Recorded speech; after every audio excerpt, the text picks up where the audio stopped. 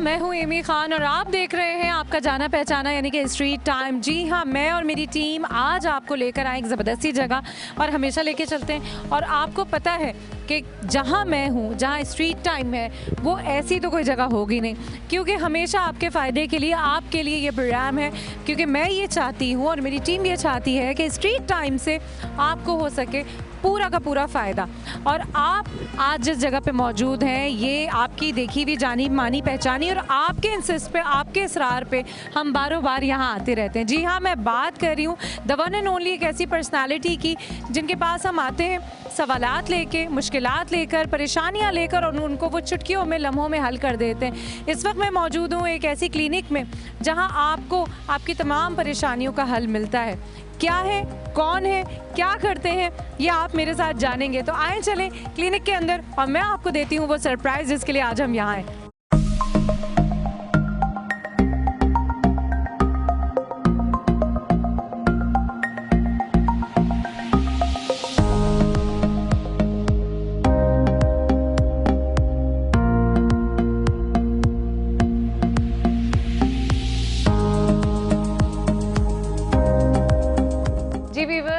जैसे कि आप देख रहे हैं कि अब यहाँ मैं अंदर आ चुकी हूँ और मैंने आपको जैसे प्रोग्राम के शुरुआत में बताया था कि आज हम जिस हस्ती के साथ, जिस पर्सनालिटी के साथ, जिस शख्सियत के साथ मौजूद हैं, वो सिर्फ़ और सिर्फ लोगों को शिफा देने के लिए। यकीनन आप और मैं इनसे मिलकर बहुत सारी बातें और बहुत सारे मर्ज़, बहुत सारे अमराज के इलाज के लिए और सवालात के लिए बेकरार होते हैं कि आखिर उनको किस तरह से क्योर किया जाए, उन पर किस तरह काम किया जाए।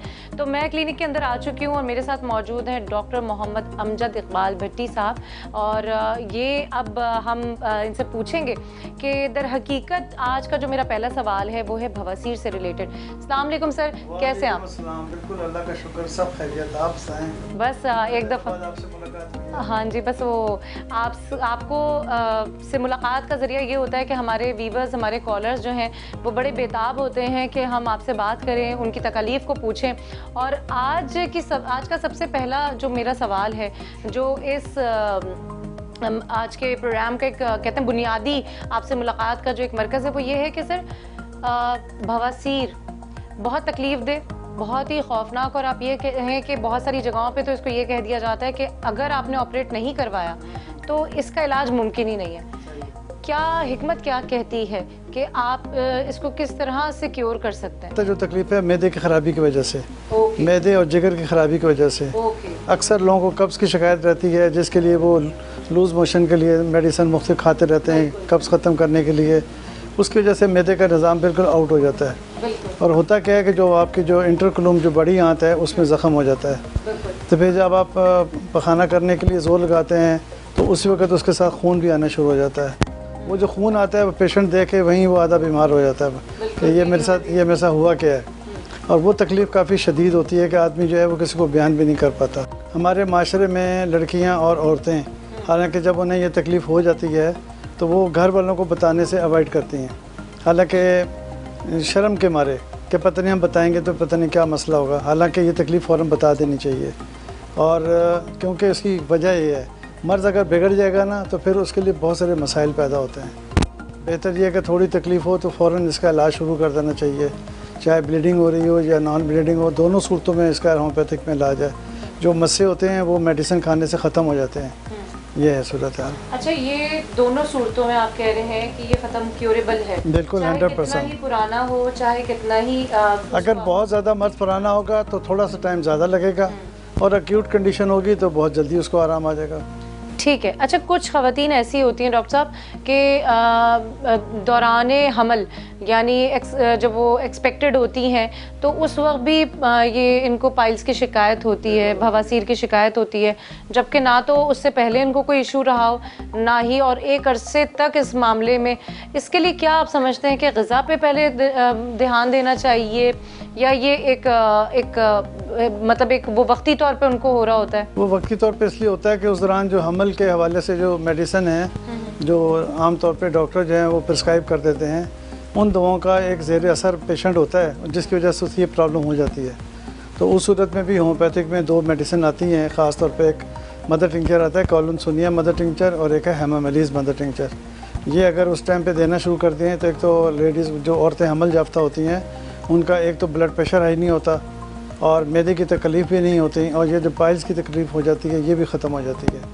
चाहे वो नॉन इशू ब्लड हो रहा है या नहीं हो रहा या ब्लड आ रहा है, दोनों सूरतों में ये जो 2 मेडिसिन मैंने बताई ना, कॉलनसुनिया क्यू और हेमामिलिस क्यू, ये देने से ये तकलीफ़ औरतों को ख़त्म हो जाती है हमल के दौरान ख़ास तौर पे। नॉर्थ से हमें शाहजहां ने एक सवाल किया है कि जो स्किन के प्रॉब्लम होते हैं, स्किन इश्यूज़ होते हैं, सूजन होती है, एलर्जी होती है, उसके लिए क्या हो सकता है? होम्योपैथिक इसको कर सकता है या कहते ही हैं कि अमूमी तौर पे ख्याल ये होता है कि होम्योपैथिक से अगर फ़ायदा नहीं हो रहा तो नुकसान भी नहीं होगा? बिल्कुल, होम्योपैथिक में इसका इलाज है।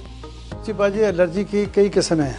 ठीक है। देखें, इसमें नाक की एलर्जी भी है, स्किन की एलर्जी भी है और स्किन के अलावा मैदे की एलर्जी भी है, साइनोसाइटिस की एलर्जी भी है, कई तरह की एलर्जी होती है।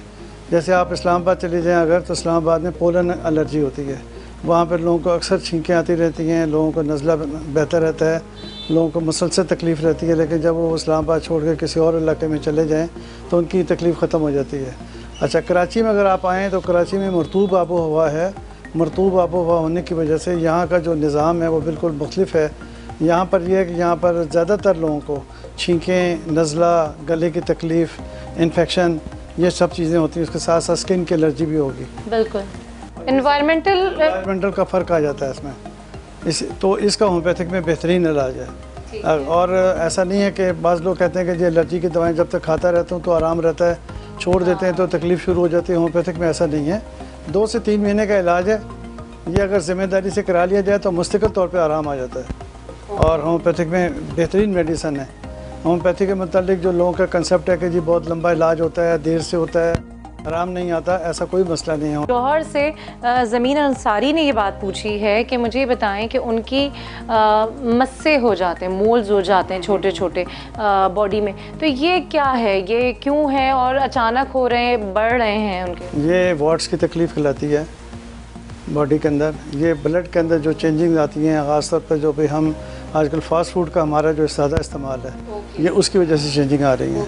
तो मैं ऐसे लोगों को बोलूँगा कि अगर आप, इसका इलाज भी है होम्योपैथिक में, और इस इलाज के अलावा इसमें जो आप फास्ट फूड का इस्तेमाल कर रहे हैं वो आप रोक दें और ज़्यादा जो स्पाइसी फूड यूज़ कर रहे हैं वो उसको कम से कम कर दें। ज़बरदस्त। तो ज़मीन अंसारी को यकीनन जवाब मिल गया होगा, क्योंकि जो, और आपने डॉक्टर साहब के पास आना है तो डॉक्टर साहब इंशाल्लाह ताला इसको पूरी कम्प्लीटली क्योर कर देंगे। अभी भी जो लोग आपको देख रहे हैं, इस प्रोग्राम को देख रहे हैं और आपसे रब्ता करना चाहते हैं तो स्क्रीन पे नंबर्स मौजूद हैं, क्लिनिक के आर्स आप बिल्कुल पता कर सकते हैं।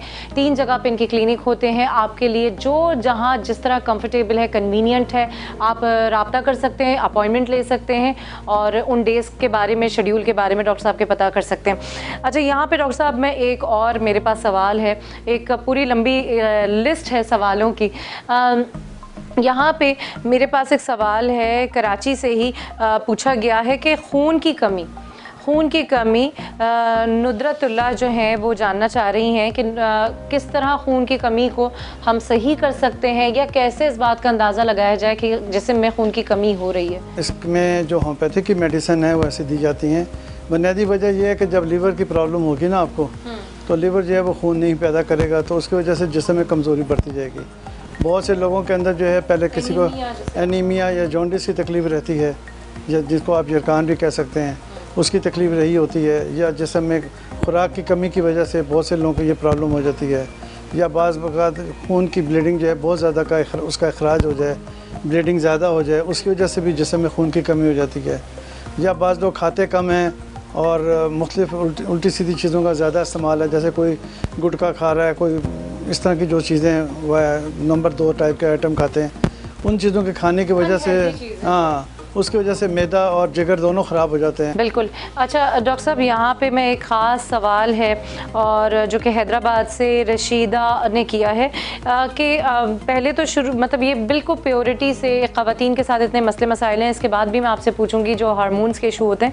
उन्होंने ये कहा है कि जो ख़वातीन के मसाइल होते हैं ख़ास वक्त में, जो एक आप ये समझें कि उनके डेज़ होते हैं, अगर वो अब जो इन्वायरमेंट है उसमें उनके डेज़ की जो मियाद है वो कम हो जाए तो वो क्या बीमारी है या अब ऐसा होता है, ये क्या क्या अलामत है? देखें, इसमें 3 वजूहात हैं। या तो एक्स्ट्रा ब्लीडिंग हो रही हो, वो भी बीमारी है। अगर मेंसेस बिल्कुल स्टॉप हो जाए, वो भी गलत है। या बाज़ का तकलीफ़ की शिद्दत के साथ सिर्फ 1 या 2 दिन मेंसेस आएँ और मेंसेस आकर रुक जाएँ, तो ये तीसरी भी तकलीफ़ है। तो इन तमाम चीज़ों की वजह यह है कि यूट्रस में स्वेलिंग हो जाती है, यूट्रस में सिस्ट बन जाते हैं, ओवरीज़ के अंदर जो है वो ब्लॉकेज आनी शुरू हो जाती है। ठीक है। तो जब आप उसका प्रॉपर ट्रीटमेंट करेंगे होम्योपैथिक मेडिसिन के ज़रिए, तो जो मेंसेस हैं वो साइकिल जो है वो हमेशा रेगुलर होंगे, नॉर्मल होंगे और बग़ैर तकलीफ़ के होंगे। और उसी की देखें, अगर मेंसेस साइकिल नॉर्मल नहीं होगा, तकलीफ़ से और शिद्दत से इस तरह से आएंगे या एक्स्ट्रा ब्लीडिंग होगी, तो उसकी वजह से जिस्म में मोटापा आना शुरू हो जाता है।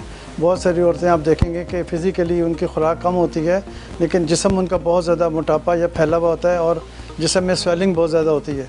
उसकी वजह यही कि उनके यूट्रस का निज़ाम सही नहीं होता, जिसकी वजह से उनका मेंसेस साइकिल सिस्टम बहुत ज़्यादा डिस्टर्ब होता है।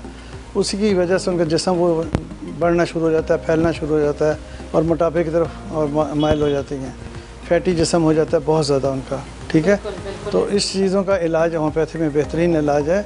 और मैं ये कहूँगा कि बजाय आप किसी लेडी डॉक्टर से ये कहे आपको मशवरा दे कि जी ऑपरेशन करा लो, तो मैं आपको यही मशवरा दूंगा कि आप ऑपरेशन की तरफ हरगिज़ मत जाएँ।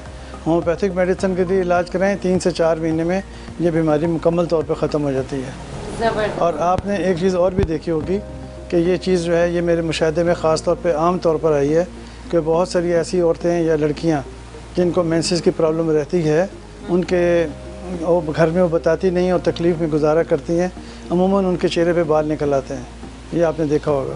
फिर वो थ्रेडिंग कर रही होती हैं, पार्लर जा रही होती हैं, अपने चेहरे को साफ़ करा रही होती हैं। उसकी बेसिक वजह जो है वो मेंसेस की प्रॉब्लम है, यूट्रस की प्रॉब्लम होती है। अगर यूट्रस की प्रॉब्लम ना हो, मेंसेस साइकिल नॉर्मल हो, मेन औरत का मसला यही है। अगर वो इस चीज़ को जितना दबाएगी उसका मर्ज बढ़ता जाएगा, तो इसको तो फ़ौरन से पहले इसका ट्रीटमेंट शुरू हो जाना चाहिए ताकि इस तकलीफ़ में कोई मसला ना हो। और इनफर्टिलिटी भी यहीं से होती है, औरतों में जो औलाद ना होना, उसकी भी वजह यही होती है कि यही मर्ज़ आगे बढ़ के इतना बढ़ जाता है कि फिर आगे चल के यही चीज़ें जो है तकलीफ़ का बायस बन जाती हैं और फिर वो चाहते हैं कि औलाद हो, फिर औलाद का मसला आ जाता है। तो इसमें मर्दों के लिए भी इनफर्टिलिटी का होम्योपैथिक में इलाज है और औरतों के लिए भी है। तो बजाय ये कि आप इधर मेडिकल की तरफ जाएँ, होम्योपैथिक इलाज को ज़्यादा तरजीह दें, क्योंकि इसमें ऑपरेशन की ज़रूरत नहीं पड़ती। बग़ैर ऑपरेशन के, बग़ैर तकलीफ़ के, हाँ टेस्ट हम करवाएंगे, उसमें सारी चीज़ें आपके सामने आएंगी कि आपके साथ क्या क्या प्रॉब्लम्स हैं। उन प्रॉब्लम्स को देखकर उसके मुताबिक आपका प्रॉपर ट्रीटमेंट किया जाएगा ताकि जो आपको तकलीफ़ है उसका प्रॉपर इलाज हो।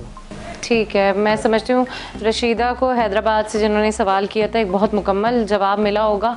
और यहाँ पे डॉक्टर साहब मैं चाहूँगी कि आप पूरा तफसीली हमारे देखने वालों को, जो अभी जिन्होंने ट्यून अप किया है हमें या जो इस वक्त आज पहली दफ़ा हमें देख रहे हैं, मैं चाहती हूँ कि आप पूरा डिटेल में अपनी सिटिंग, अपने आवर्स, अपने डेज़ एक दफ़ा बता दें कि आप कहाँ कहाँ किस किस जगह पर किस किस दिन होते हैं। देखें, मेरे 3 क्लिनिक हैं, डिफेंस में भी है, सदर में भी है और नाज़ाबाद में भी है।